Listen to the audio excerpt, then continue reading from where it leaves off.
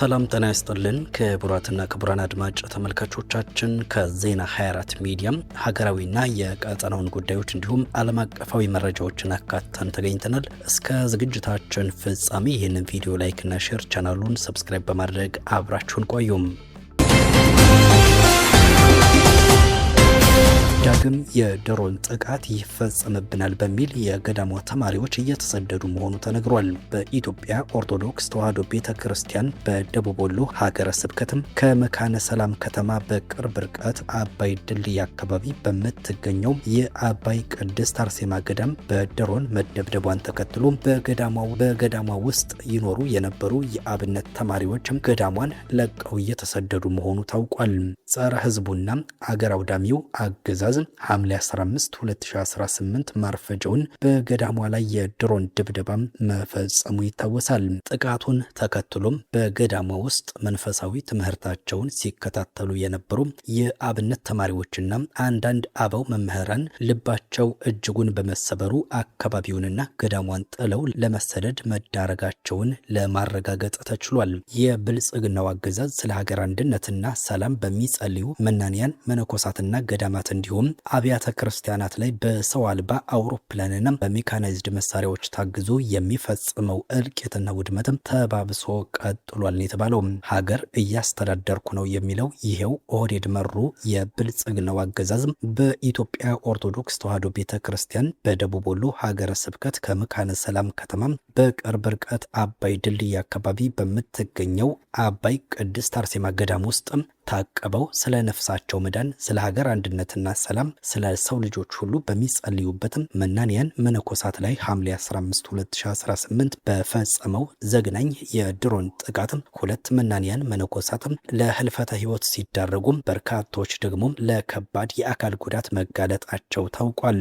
በጥቃቱ መነኮሳቱ ላይ ከደረሰው እልቂት በተጨማሪም የገዳማውያኑ የዓመት ቀለብ እህልና ጥራጥሬም፣ ተግባር ቤት ማብሰያ ዕቃዎች፣ የውሃ ማጠራቀሚያም ታንከሮች ሙሉ በሙሉ መውደማቸው ተረጋግጧል። በዚህም መናንያኑ የዕለት ቀለባቸውና በዛ በረሃ ውስጥ የመጠጥ ውሃ የሚያጠራቅሙበትም የውሃ ታንከር በመውደሙ ምክንያትም ለረሃብና ለከባድ የውሃ ጥም ተጋልጠዋል የተባለው። በዚህም ምክንያትና ዳግም ጥቃት ይፈጸምብናል በሚል ስጋትም በገዳሟ ውስጥ ይማሩ የነበሩ የአብነት ተማሪዎችና አንዳንድ አበው መምህራን ገዳሟን ለቀው እየተሰደዱ ስለመሆናቸው ነው ለማረጋገጥ የተቻለው። በዚህው ሀገረ ስብከት በመሃል ሳይንት ወረዳም በታሪካዊቷ ተአካ ነገስት አትሮንስ ማርያም ቤተክርስቲያን ላይ የካቲት 28 2018 ማርፈጃውን በተፈጸመም የከባድ መሳሪያ ጥቃት 2 ካህናትና 3 ዲያቆናት እንዲሁም አንዲት የቤተክርስቲያኗ አቃቢ በድምሩም 6 ንጹሃን ሲገደሉ ከ20 በላይ ንጹሃኖች ደግሞ ለከባድ የአካል ጉዳት መጋለጣቸው ታውቋል።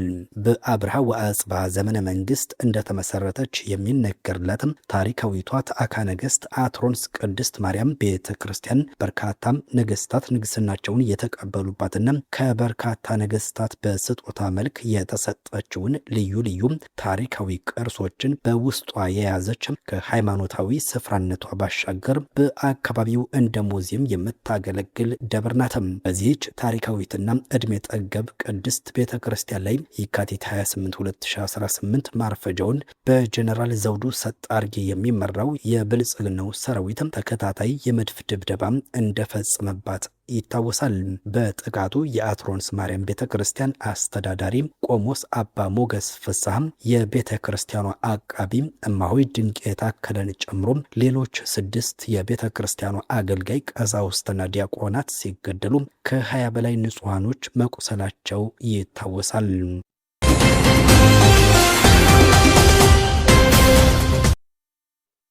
የብልጽግናው አገዛዝ በበርካታም የአማራ ክልል አካባቢዎችም አዲስ የተቀናጀም የወታደራዊ ኃይል ስምሪት በመስጠትም አዲስ የውጊያ ማዕበል ሊከፍት መሆኑ ተሰምቷል። በሀገሪቱ ተጠናክሮ በቀጠለው አለመረጋጋትና ውጥረት ውስጥም የብልጽግናው አገዛዝ በራያም፣ በሰቆጣም፣ በማዕከላዊ ወሎ፣ በወልቃይት፣ በደባርቅ፣ በአዲ አርቃይም፣ በማይጸብሪ፣ በመተማ፣ በቋራም፣ በመተከል እንዲሁም በሌሎች የአማራ ክልል አካባቢዎች ላይ የክልሉን ሚሊሻና አድማ ብተናን ጨምሮ በየግንባሩ የተቀናጀ የወታደራዊ ኃይል ስምሪትን በመስጠትም በአዲስ መልኩ ውጊያ ለመጀመር ከፍተኛ ዝግጅት እያደረገ መሆኑ ተሰምቷል። መረጃዎቹ እንደሚያመለክቱትም አገዛዙ ለዚህ አዲስ ወታደራዊ እንቅስቃሴ ስኬት ሲል የሰሜን ምስራቅ እዝን 10ኛ፣ 11ኛ፣ 12ኛና 13ኛ እዞችን እንዲሁም ምዕራብ ምስራቅና ደቡብ እዞችን ከአድማ ብተናና ከሚሊሻ ኃይሎች ጋር በማቀናጀትም የሁኔታ ለውጥ ዝግጅት አቋም ላይ እንዲሆኑ አስቸኳይ መመሪያ ወርዷል የተባለው ይህ ስምሪት በበርካታ ግንባሮች በአንድ ጊዜ ሰፊ ጥቃት ለመሰንዘር የታለመ እንደሆነ ተገልጿል። ከዚሁ ወታደራዊ ዝግጅት ጋር ተያይዞ ከወትሮ በተለየ ሁኔታም ሰሞኑን በኦሮሚያ ክልል ተነሱ ታጠቁም፣ የኦሮሞን መንግስት ጠብቁም፣ ነፍጠኛ መጣብህ የሚሉ መንግስት መር የሆኑ የጥላቻና የቀስቀሳ እንቅስቃሴዎች በተጧጧፈ ሁኔታም እየተካሄዱ ይገኛሉ ነው የተባለው። አገዛዙ ይህንን በማድረግ በማህበረሰቡ መካከል ስጋትና ፍርሃትን በመፍጠር ለውጊያው ድጋፍ ለማሰባሰብ እየሰራ እንደሆነ ተነግሯል። በተጨማሪም አገዛዙ በወታደራዊ ኃይሉ ላይ የታየውን የሰው ኃይል እጥረት ለመሙላት በሚል ሁሉም ክልሎች ሚሊሻና አድማ ብተና ኃይሎችን አዋጥተው በአስቸኳይ ወደ አማራ ክልል እንዲልኩም አስገዳጅ መመሪያ ማውጣቱ ታውቋል። ይህ እርምጃም አገዛዙ ስልጣኑን ለማስጠበቅ ሲል አካባቢው ወደ ባሰም ደም መፋሰስና ቀውስ ውስጥ የሚከተው መሆኑ ተገልጿል።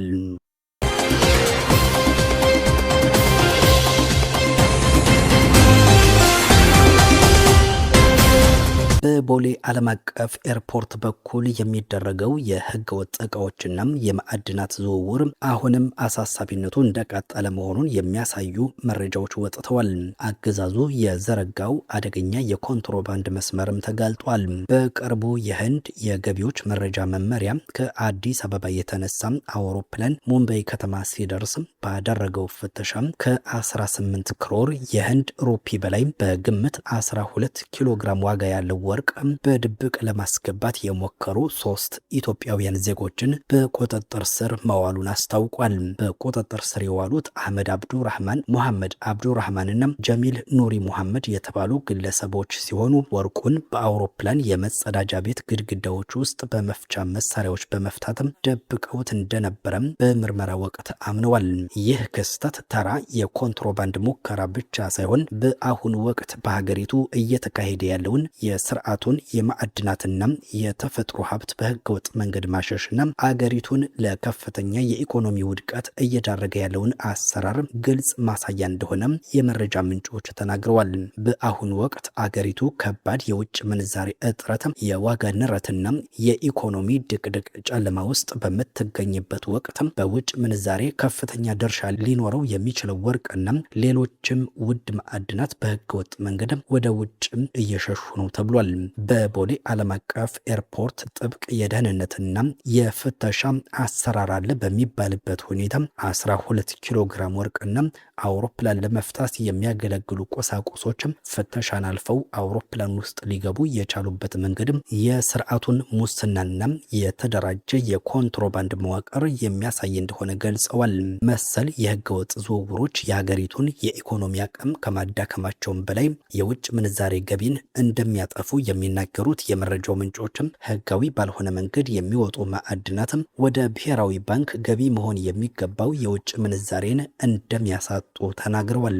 በጥቁር ገበያና በኮንትሮባንድ የሚንቀሳቀስ ገንዘብ የብርን የመግዛት አቅም ያዳክማል፣ የሀገሪቱን የተፈጥሮ ሀብት ለጥቂቶች ብልጽግናና ለጥቅም ትስስር ማሳደጊያ እየሆነ የብዙሃኑ ዜጋ ህይወትም ወደ ከፋ ድህነት ይገባልን ብለዋል።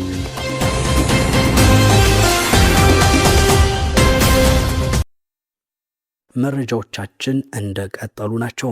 በአዲስ አበባ ጉዳይ የገዢው ፓርቲ አባላትም ለሁለት መከፈላቸው ታውቋል።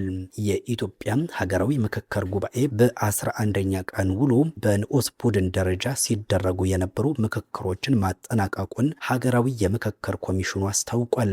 በንዑስ ቡድኖች ውስጥ በሚገኙ 10 አባላት ባሏቸው ጥቃቅን ቡድኖች መሪ ጥያቄዎችን መሰረት በማድረግ የተዘጋጁ ሰነዶች ለየንዑስ ቡድኖች ቀርበው ውይይት የተደረገባቸው መሆኑን የገለጹት ምንጮችም ንዑስ ቡድኖች የጥቃቅን ቡድኖችን ሰነድ በማቀናጀትም በንዑስ ቡድን ደረጃም መሪ ጥያቄዎችን መሰረት ያደረገ ሰነድ እንዲያዘጋጁ መደረጉን ጠቁመዋል። ጉባኤው ሐምሌ 19 2018 እረፍት ካደረገ በኋላ ሰኞ ሐምሌ 20 2018 250 አባላት ባሉት ስልታዊ ቡድኖች ደረጃ ምክክር ማድረግ እንደሚጀምር ገልጿል።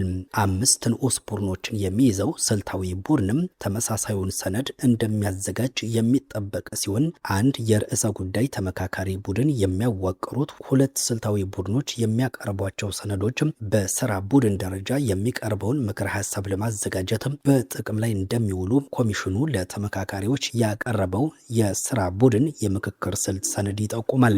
በንዑስ ቡድን ደረጃ በተካሄዱ የሰነድ ዝግጅት ሂደቶች ውስጥ ለአዲስ አበባ ከቀረቡ 4 የህጋዊ አቋም አማራጮች መካከል 2ቱ ሚዛን መድፋታቸውን ምንጮች ተናግረዋል። አዲስ አበባ ራስ ገዝ ሲቲ፣ የፌዴራል አካል፣ ራሷን የቻለች ክልል፣ የኦሮሚያ አካል የሚሉ አማራጮች እንደቀረቡ መዘገባችን ይታወሳል።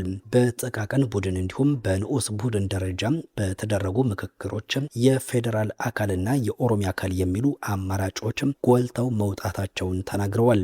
የፌዴራል ከተሞች የሚል ርዕስ በተሰጠው አጀንዳ ቁጥር 3 ውስጥ በንዑስ አጀንዳነት የቀረበው የአዲስ አበባ ህጋዊ አቋም ጉዳይ የሞቀ የሀሳብ ልውውጥ ከተካሄደባቸው ጉዳዮች መካከል አንዱ መሆኑን የገለጹት ምንጮች ሀገራዊ የምክክር ኮሚሽን ለምክክር ሂደቱ ባቀረበው የሀገራዊ ምክክር አጀንዳዎች የውይይት መሪ ጥያቄዎች ሰነድ መሰረት ከቀረቡ 4 አማራጮች መካከል ሲቲ ስቴት፣ የፌዴራል አካልና የኦሮሚያ አካል የሚሉ አማራጮች በድጋፍና በተቃውሞ አስተያየቶችን ሲያስተናግዱ እንደቆዩ ተጠቁሟል።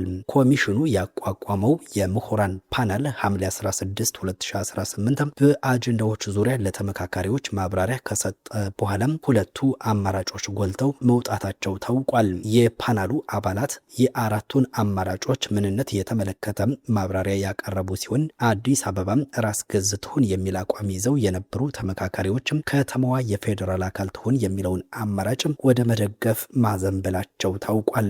ምክክሩ ያለበት አሁናዊ ሂደት ምክረ ሀሳቦች ላይ ድምጽ የሚሰጥበት ካለመሆኑ ጋር ተያይዞም 2ቱ አማራጮች ወደ ቀጣዩ ምዕራፍ መሸጋገራቸው ታውቋል።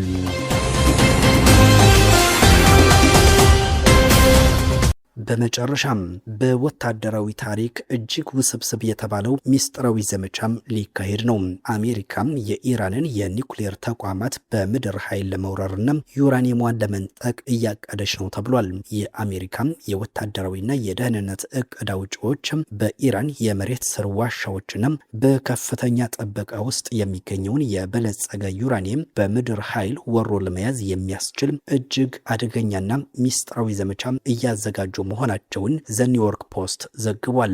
ወታደራዊ ዘገባዎች እንደሚጠቁሙት ይህ ዝግጅት በዲፕሎማሲያዊ መንገድ የኢራንን የዩራኒየም ፕሮግራም ማስቆም ካልተቻለ እንደ ዋነኛ የኃይል አማራጭ የሚያገለግል ነው ተብሏል። የስትራቴጂክና ዓለም አቀፍ ጥናቶች ማዕከል ምክትል ዳይሬክተር ጆሴፍ ሮጀርስ እንደገለጹት ይህ የታሰበው የካታንዛ የፎርዶና የኢስፋሃን የኒውክሌር ተቋማት ላይ የሚደረግ የደፈጣ ዘመቻ በወታደራዊ ታሪክ ውስጥ እጅግ ውስብስብና አደገኛ ክዋኔ ሊሆን ይችላል ብለዋል። ምክንያቱም ተቋማቱ በቦምብ ከተመቱ በኋላ የተደፈኑ የዋሻ መግቢያዎችን በኮንስትራክሽን መሳሪያዎች መቆፈር፣ የተቀበሩ ፈንጆችን ማክሸፍና ከኢራን ጦር የሚሰነዘሩ የመርስ ጥቃቶችን መመከት የሚጠይቅ በመሆኑ ነው ብለዋል። ይህንን እጅግ አደገኛ ተልዕኮ ለማስፈጸም በሺዎች የሚቆጠሩ የአሜሪካ እግረኛ ሰራዊት አባላት የተቋማቱን ዙሪያ ከበው ጥበቃ የሚያደርጉ ሲሆን እንደ የባህር ኃይል ልዩ ኃይል 2ኛው የሬንጀር ባታሊዮንና የ21ኛው አደገኛ ፈንጂዎችንና ኬሚካሎችን ልዩ ክፍል አባላትም ወደ ውስጥ ዘልቀው በመግባት ዩራኒየሙን የማውጣት ወይንም የመደምሰስ ስራ ይሰራሉ ነው የተባለው። እንደ ዓለም አቀፉ የዩራኒየም ኃይል ኤጀንሲ መረጃ ኢራን ከ20 ሺህ ፓውንድ በላይ የበለጸገ ዩራኒየም ያላት ሲሆን ይህም ወደ ቦምብ መስሪያነት ለመቀየር በጥቂት ደረጃዎች ብቻ የሚቀረው ነው ተብሏል። አሜሪካ ይህንን ሀብት ሙሉ በሙሉ በእጅ ለማስገባት ወይንም ለመደምሰስ የምታደርገው ጥረት ቀጠናውን ወደ ባሰ የጦርነት እሳት ሊከተው እንደሚችል ባለሙያዎች ያስጠነቅቃሉ። አድማጭ ተመልካቾች ከዜና 24 ሚዲያም የሰዓቱ ዘገባዎቻችን የተከታተላችኋቸውን ይመስሉ ነበረም። እናመሰግናለን።